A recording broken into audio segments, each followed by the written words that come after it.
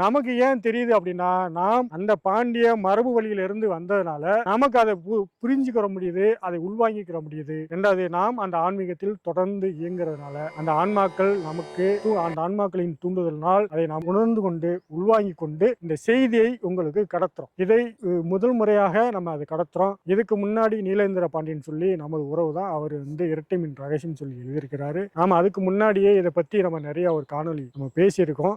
ஏற்கனவே நீங்க மதுரையில பாத்தீங்கன்னா பாண்டியர்கள் இரட்டை மீன் தினேசும் நானும் இருந்ததை அதுல வந்து இந்த மீன் குறியீடுக்கான விளக்கத்தை கொடுத்திருப்போம். இதுல அதை தாண்டி ஒரு நுண் அரசியல், ஒரு ஆன்மீகம்.